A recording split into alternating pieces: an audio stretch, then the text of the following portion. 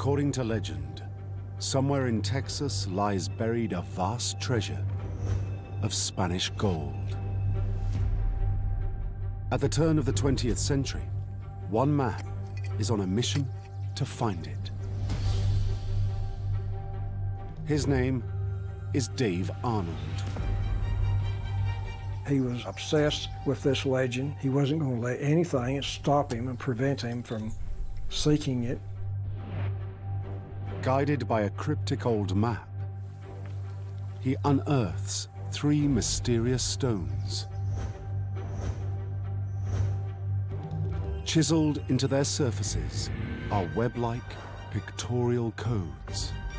No one seems to know what it means. Convinced these rocks are keys to finding the treasure, Arnold begins a 7-year quest. One that leads to a mysterious death, financial ruin, and an ancient curse. Leave it alone. You'll have nothing but heartache from this. This is the story of a quest to find a fabulous lost treasure and unravel the mystery of the Spider Rocks.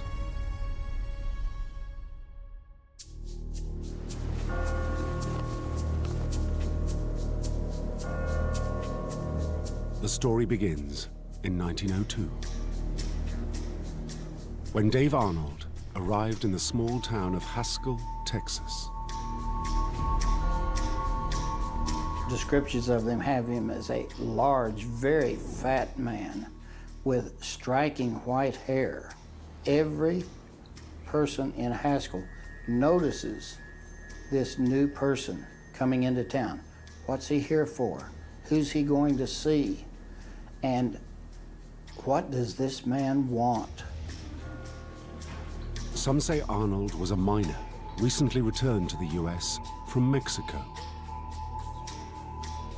But it soon became obvious he was in Haskell for a purpose. He was there to find treasure. Dave Arnold is looking for anything that might have a dollar sign attached to it. He makes no excuse. He lets people know that he is looking for something. But those who met Arnold later recalled he was guarded about precisely what this treasure was. We know some of what he's looking for. We don't know everything he's looking for, and I'm not so sure he wants everyone to know what he's seeking. But Dave Arnold was certain about one thing. The treasure he sought was somewhere in Texas, and it was originally Spanish. For over 130 years, Texas was part of New Spain, a colonial territory which at its height stretched from Central America to Northern California. The Spaniards left behind a rich history of myths and legends related to fabulous lost treasures. And many of these came from their centuries-long quest to find new sources of metals in the Americas. West Texas country is full of copper. Spaniards were certainly looking for copper. They were looking for lead. Anytime you have those metals, you always have a little gold and silver mixed in with it.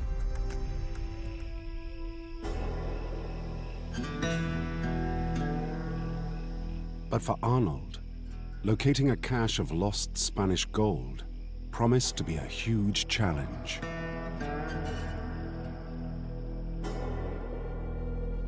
In 1902, Texas was the largest state in the US and almost completely wild. There are no roadways, there are no road maps, there are no highways, there are no automobiles. This is wilderness, and these people, it takes them, a day to travel 15 miles. Finding lost Spanish gold would be like searching for a needle in a haystack.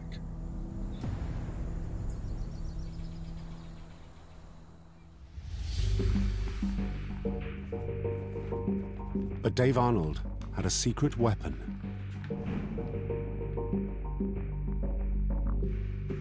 A tattered sheepskin map he believed was an old Spanish treasure map. It was covered with a variety of strange symbols and landmarks. And Arnold was very secretive about the information it contained. No one saw the map closely. He didn't allow the map out of his possession. So if others got a glimpse of it, it was only a brief glimpse. And he kept that map well guarded, including sleeping, with it under his pillow at nights.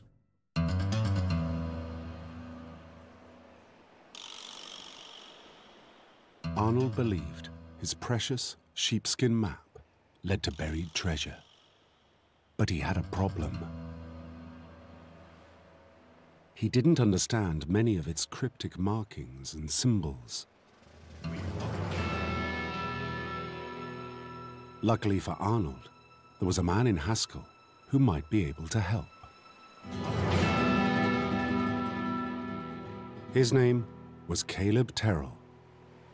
Caleb LaFawn Terrell. He's a druggist in Haskell, about 1900, and he has an interest in the flora and the fauna.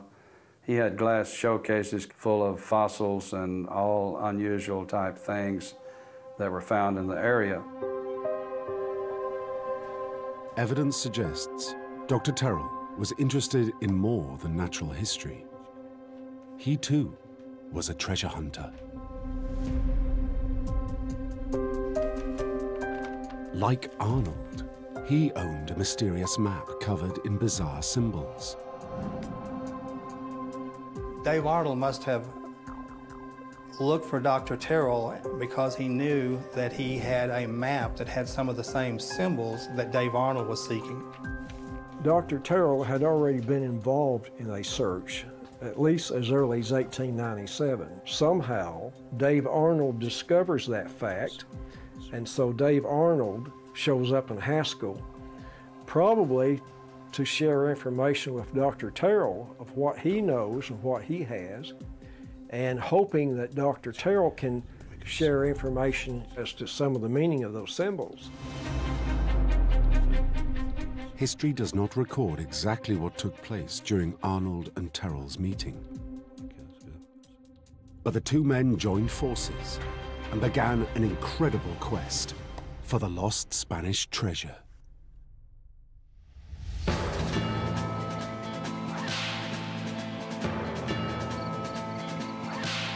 Arnold and Terrell quickly identified a site to search first. An area 20 miles west of Haskell, on the Salt Fork of the Brazos River. The treasure hunters set up camp here in spring 1902.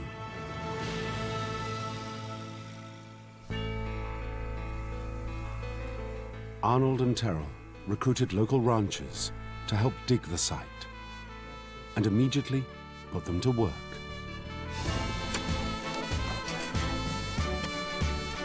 For weeks, they shoveled ton after ton of soil. It's probable they uncovered chunks of slag and pieces of copper. All evidence the area was once mined for metals. But they found no trace of lost Spanish treasure. It must have been frustrating for Arnold to have spent all of this time excavating areas that he thought would be the location of the treasure, and to find that few bits of information are coming out. Very few artifacts are coming out.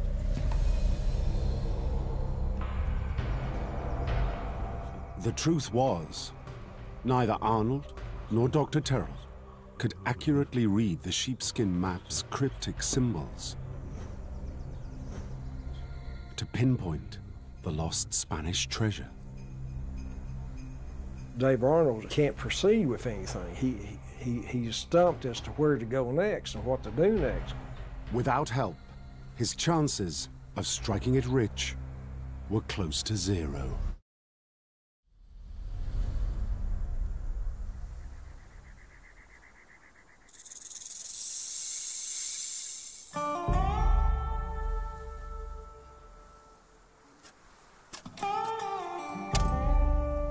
Then Dave Arnold caught a lucky break. His lack of progress had been noticed. Dave Arnold is being watched. He sees this sheep herder where there really should not be a herd of sheep. The sheep herder was a Mexican. He and Arnold had a meeting a few weeks into the excavation. Arnold meets the sheep herder. Sometime in the course of that first conversation, treasure is mentioned. The sheep herder stated that he knew all about the lost Spanish gold, and that Arnold was not the only person who had worked out where it might be buried. He tells Dave Arnold that it's not that much of a mystery in Mexico. Certain priests are aware of this site, and he seems to know far more about it than Dave Arnold does. Reports also state the sheep herder told Arnold something else. He could read the sheepskin map. Arnold shows the sheep herder the map, and the sheep herder is reading Arnold's map in a way that Arnold never considered, thought of, or possibly never even knew how to read. The Mexican stated the sheepskin map didn't reveal the actual location of the treasure.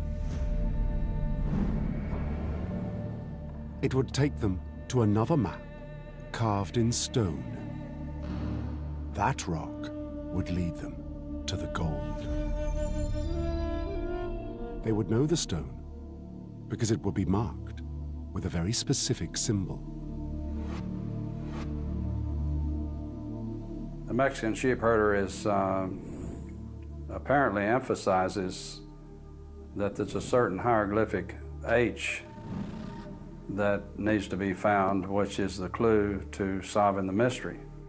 That immediately strikes Arnold's interest and excites Arnold to the point to where he thinks, I may have a real chance on finding this treasure. The way forward seemed clear. Finding the stone inscribed with an H would bring Arnold a step closer to uncovering the lost treasure.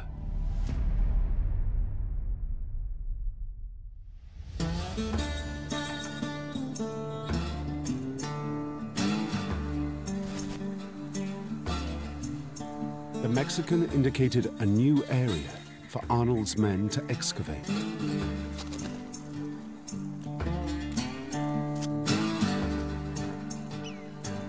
They began removing the stubborn Texas dirt. Soon, one of the men's shovels struck a rock.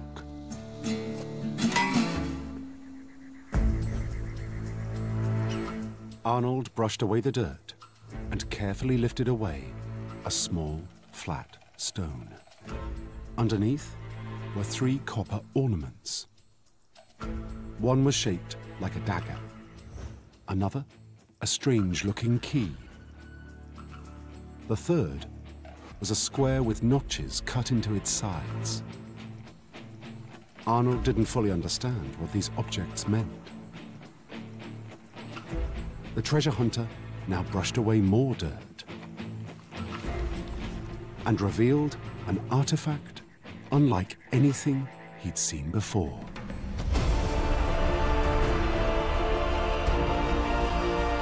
An inscribed stone, covered with Roman numerals, numbers, and curious Spanish letters. According to the eyewitnesses, this is the most elaborately carved rock that they'd ever seen. At the center, was a series of concentric circles. And to one side was the distinctive old-fashioned letter H, just as the Mexican sheepherder had described. Nothing like it had ever been seen by any of the men who were doing the digging.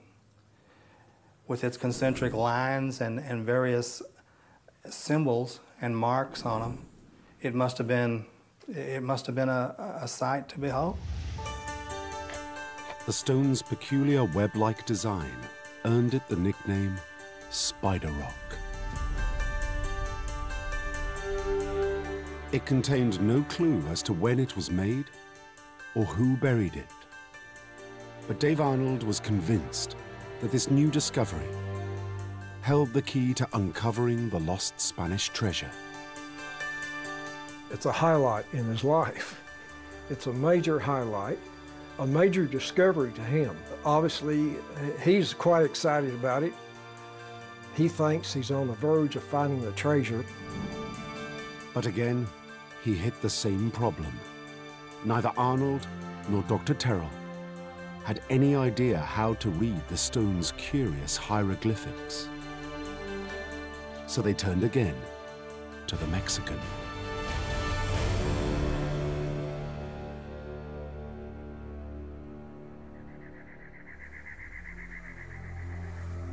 The sheepherder studied the Spider Rock's mysterious markings. He made a series of strange predictions. Arnold's team would find a stone. Underneath would be human remains. Nearby, they'd discover a huge animal bone and a variety of man-made artifacts. It seems that Arnold becomes quite excited about looking for them. They may not have gotten to the treasure yet, but Arnold seems to be encouraged. Convinced these clues were somehow connected to finding Spanish gold, Arnold immediately started digging. Again, one of his men's shovels struck rock.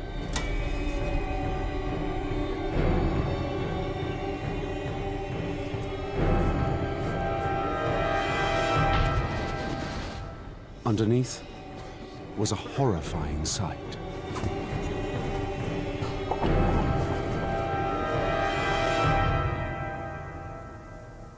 They find the cadavers with a great stench. And of course, I'm sure they are mystified as to what this means. Reports state the Mexican claimed the bodies were Native American slaves whose spirits guarded a fabulous treasure. But that was not all the men found. 19 paces away, they uncovered a giant prehistoric animal bone. And nearby, what appeared to be a pair of silver epaulets, possibly from a Spanish officer's uniform. Everything was just as the Mexican had predicted to Arnold. It's verification of the truth of the map, because if these things that the Mexican sheepherder told him about on the map are true, then it only stands to reason that the gold is still there as well. Arnold pumped the Mexican for more information. Where was the treasure? The sheepherder again studied the Spider Rock's cryptic markings and identified one that indicated a small hill. Here, he said, Arnold could possibly find treasure. Arnold becomes very excited as anyone has ever seen him at that time, and he decides now or never we are going to go find this treasure. Arnold's team redoubled their efforts and began leveling the hill, cutting through layer after layer of Texas soil. By the time he's through, he has almost leveled the area known as Spider Rock Hill. But not everyone was happy with Arnold's methods.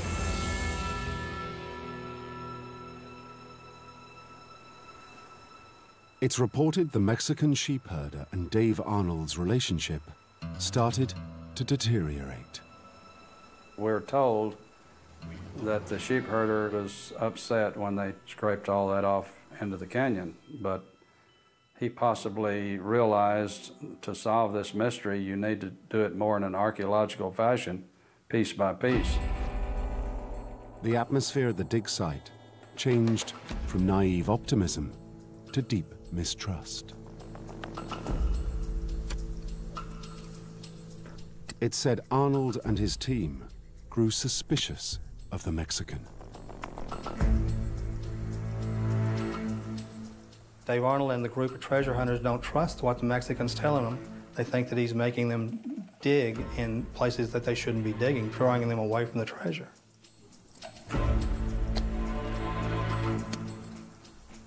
Some of the men believed the Mexican wanted the treasure for himself. But before they could confront him with their suspicions, he disappeared. Where did he go? Why did he leave?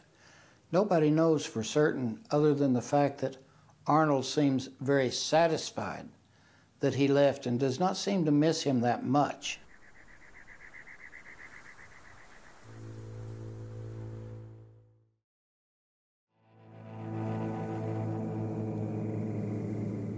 The next day, one of Arnold's men made a discovery. They look over the excavation, and beyond where they had stopped the evening or so before, then they find the impression of a pot in that excavation. It appeared some pots had been removed recently. Could they have contained the gold they'd spent so long looking for?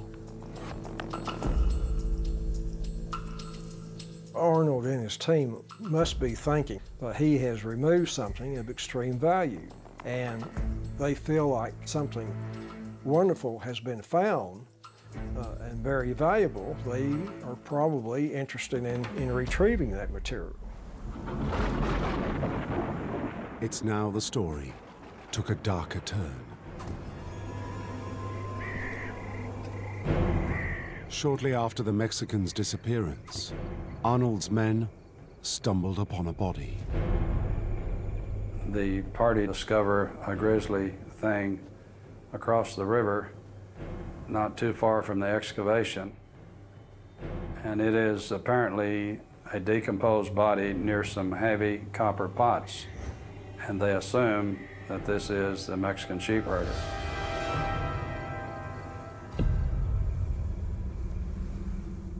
According to reports, the shape of the copper pots matched the impressions found earlier at the excavation site.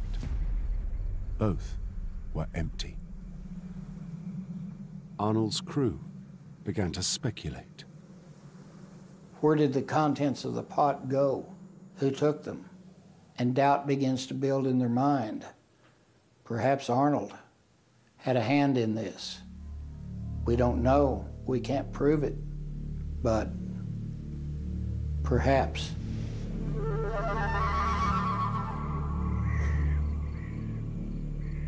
No one has been able to solve the mystery of the body by the riverbank. But one thing is clear. Arnold still believed the bulk of the treasure was intact. But with the sheep herder gone, he couldn't decipher any more clues from the Spider Rock. With no new leads, the excavation wound down. The farmers and the ranchers have neglected their stock, neglected their crops, and they begin to drift away one by one. And it seems that at this point, Arnold himself has come to a dead end. The treasure hunter gathered up the mysterious spider rock, along with the puzzling metal artifacts, and then disappeared.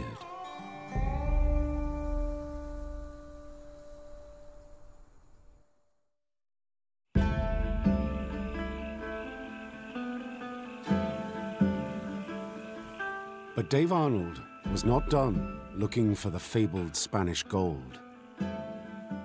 In 1905, he reappeared, 70 miles southeast of the Brazos River site, near the tiny settlement of Clyde, and at a ranch run by John and Lucretia Sembritsky. The Sembrinskys were farmers in Callahan County who originally are German settlers to the U.S. Being farmers, the Sembrinskys probably grew cotton or wheat or vegetables. They probably had chickens and pigs. They're just humble, poor, hard-working American farmers. The Sembritskys welcomed Arnold into their home. Eyewitnesses recalled that at dinner, he struck up a lively discussion. During this conversation, Arnold skillfully guides the subject around to strange things. Just how he did this, we don't know for certain, but he appears to have been a master at directing conversation the way he wanted it to go. The Sembritskys were unaware that Arnold was hunting for information. He wanted the location of specific clues marked on his sheepskin map. 2 entwined trees and a pile of rocks. He suspected both were on the Sembritskys' farm, and that they held the key to uncovering the lost Spanish treasure. And he begins to ask questions. Did you ever see anything strange around here? Have you seen any trees twisted together? And Mrs. Sembritsky says, yes, I have seen them in an 80-acre southern part of the ranch. And Dave Arnold gets real excited, and then they get excited. A short time after Lucretia Sembritsky's disclosure, Dave Arnold found the entwined trees and the pile of rocks.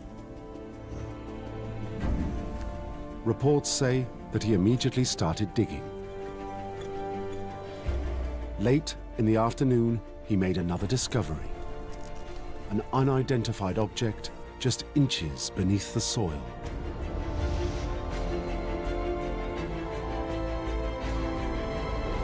And he ran as fast as his legs would take him to the Sembritsky house and told him that he had found what he was looking for and please come and help him.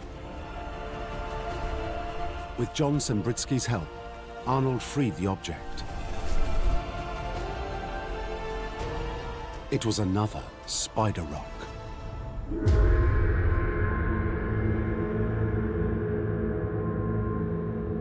Carved into one side were puzzling diagonal channels framed by square partitions. Scattered about were what appeared to be numbers, letters, and cryptic symbols. On the other side were 4 concentric circles. The rock was strikingly similar to the one Arnold had found years earlier near the Brazos River site. What a coincidence. Or is it a coincidence? Could they be tied in? I imagine that the thoughts, the questions racing through Arnold's mind at this time are just staggering.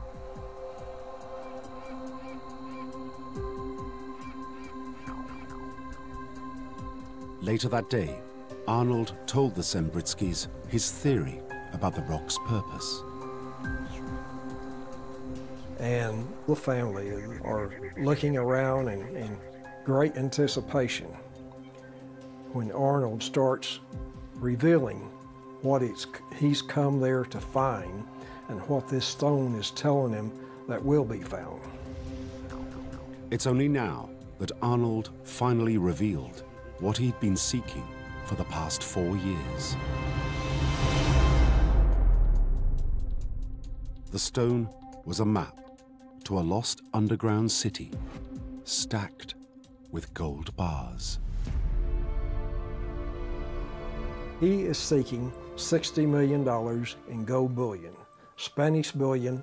They had a hidden city, a buried city there, the Spaniards did, and this is where they left the treasure when they had to leave the country in a hurry because of the Native Americans that were attacking them.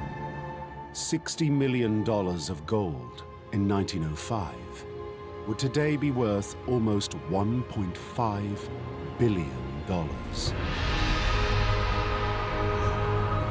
Arnold claimed the underground city could only be accessed through a secret tunnel.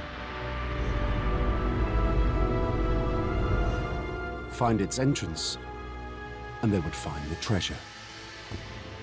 The Sembritsky's were amazed and eagerly agreed to allow Arnold to excavate their property.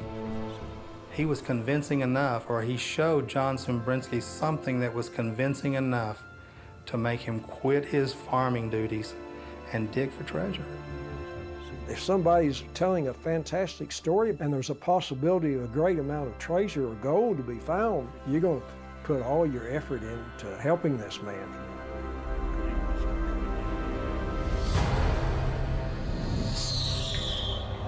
But Arnold didn't tell the Sembritsky's the full story. He didn't say he dug for treasure years earlier and failed to find the gold. He didn't tell them of his discovery of the first Spider Rock, nor of the Mexican sheepherder's mysterious death. Arnold is apparently a master at manipulation. He recognizes the desperate need that the Sembritsky's have just simply to survive. And he plays upon this. And the Sembritsky's fall right into his trap.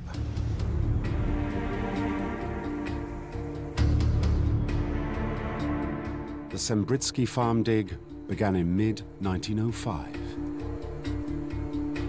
Very soon, Arnold uncovered mysterious artifacts. Strange copper objects, cut into the shapes of daggers and crowns. The similarity to those found at the Brazos riverside was obvious. Whether Arnold knew what they signified is not known. But to him, they were evidence he was closing in on the underground city. And soon, he made a startling discovery.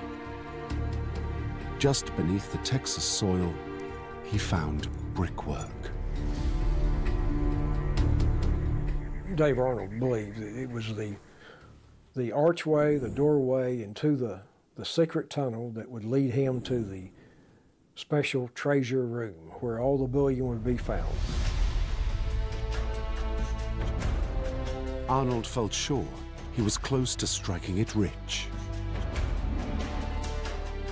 He approached his old associate, Caleb Terrell, to finance a full-scale excavation. The pharmacist injected his own funds into the project.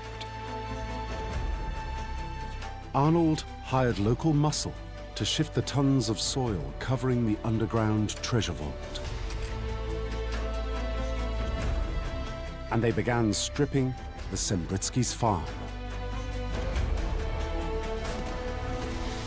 He made this 100-square-foot area, kind of like a prairie dog town, just digging randomly wherever he might think he could get into something.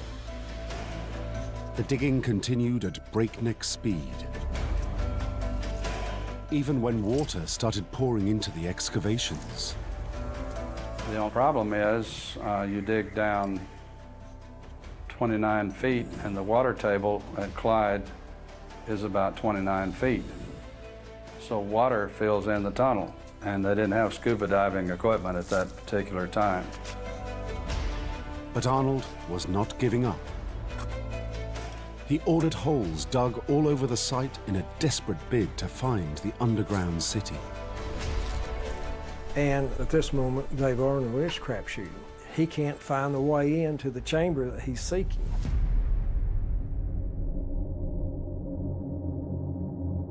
By autumn 1905, the Sembritsky's farm resembled a battlefield, peppered with deep holes and flooded shafts.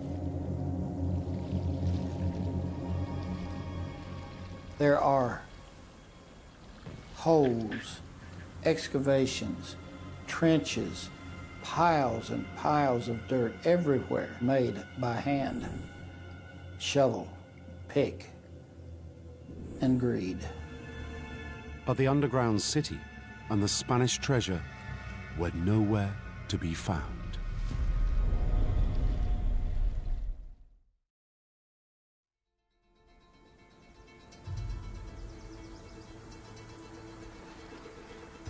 Dave Arnold was not one for quitting. He now sought help from an unlikely source.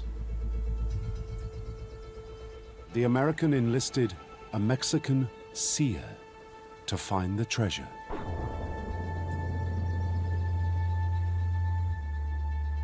I don't think it was at all unusual for Dave Arnold to bring in a clairvoyant.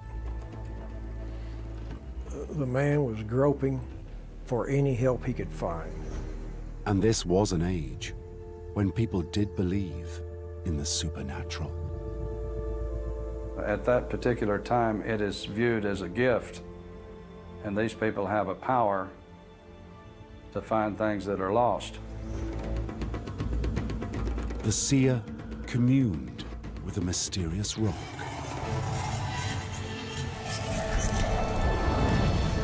What he saw horrified him.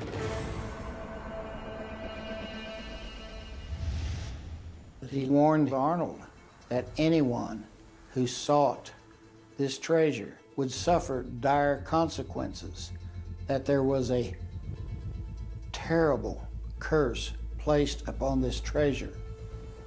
Leave it alone. You'll have nothing but heartache from this. And that wasn't what Dave Arnold wanted to hear. To a man like Arnold, the seer's talk of curses and disaster probably sounded ridiculous. But it's then things started to go very wrong.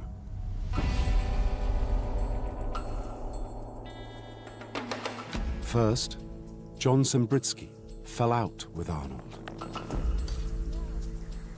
Dave Arnold turns to the wife, and she begins to spend some time with him. He does have a magnetism, and John Sembritsky recognizes this and becomes jealous.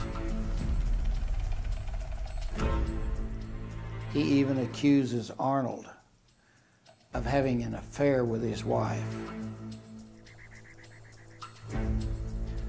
And when that sort of thing happens, everything just kind of falls apart.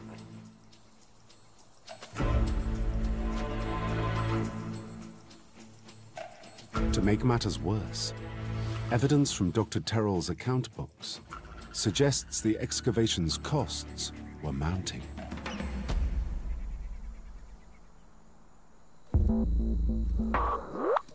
Tensions on site rose.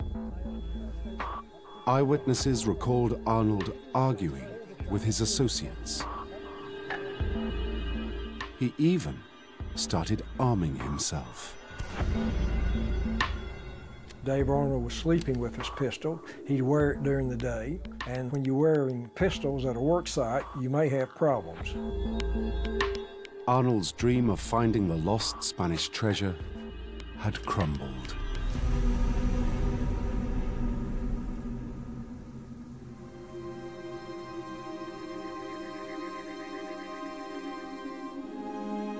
It was now the end of the road for him at the Sembritsky's farm in Clyde. He gathered up the stone map and all the copper artifacts found at the site. And then he left. The story goes, Arnold later deposited them in the safe at Caleb Terrell's pharmacy in Haskell. Afterwards, he disappeared for a second time.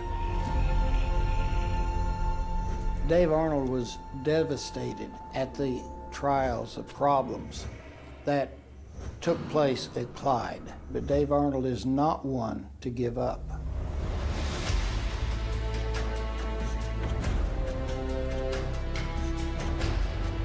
In 1909, Dave Arnold and Caleb Terrell reappeared. 70 miles northwest of Clyde, near the small settlement of Rotan in Fisher County.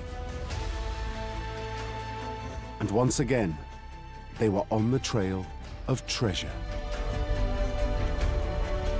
He won't take no for an answer. He does not give up. He will not give up. As with the quests near the Brazos River and Clyde, it's likely they found this site by decoding clues on Arnold's sheepskin map. Historians know very little about the search at Rotan, except that one afternoon, Arnold made a discovery close to a small creek. A third spider rock.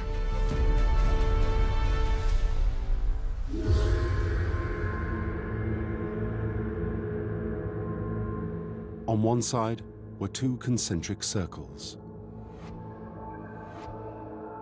On the other, bizarre, irregular markings, bisected by two parallel lines. The stone featured intriguing circles and pictograms, just like those on the other two spider rocks. But just as with those stones, their exact meaning and significance was a mystery. Although some of the symbols are the same, there are new and different symbols, symbols which he cannot interpret. At this point, Arnold is virtually alone, with no one to assist him in interpretation, no one to tell him, dig here. Dave Arnold's quest had hit the buffers once again.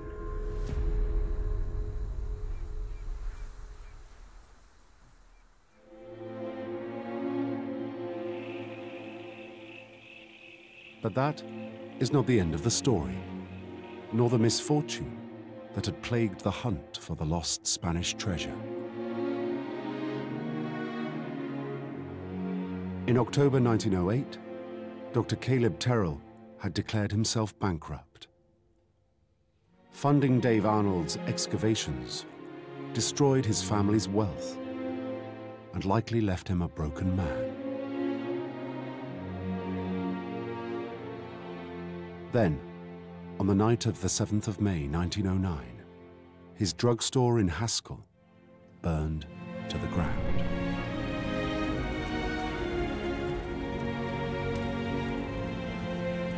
Apparently, Dr. Terrell never knew there was a fire. He died about that same night.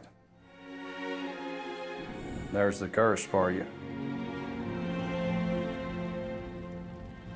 Inside the safe were two of the stone rocks and many of the metal artifacts found near the Brazos River and Clyde.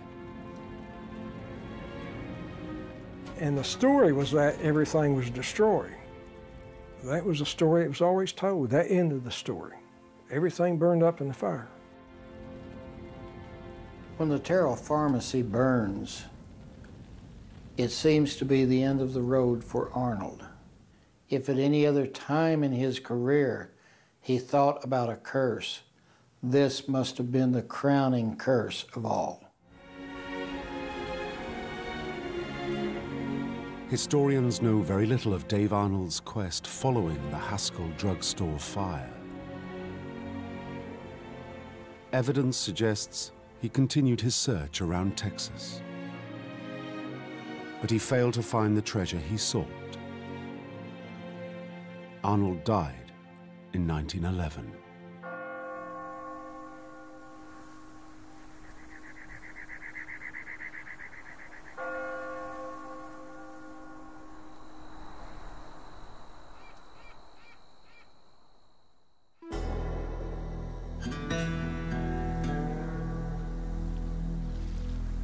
But was the treasure hunter's quest a waste of time?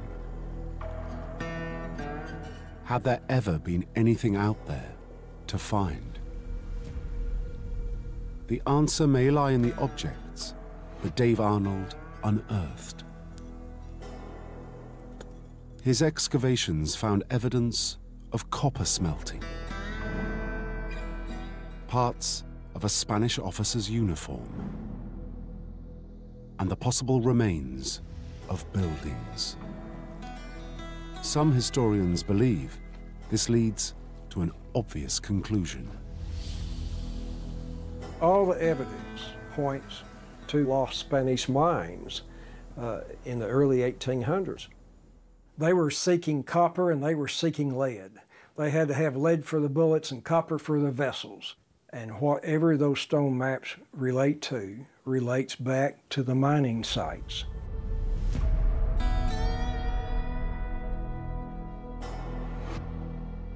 One theory is that the stone maps are elaborate markers the Spanish left behind to help them one day relocate their valuable mines.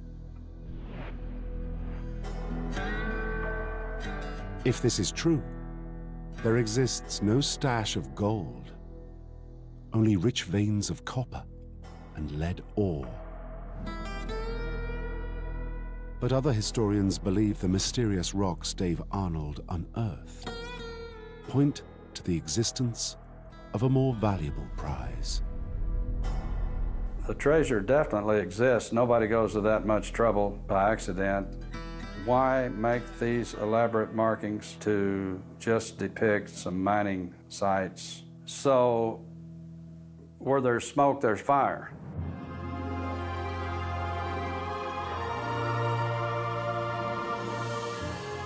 If the legendary Spanish treasure exists, finding it could still be possible.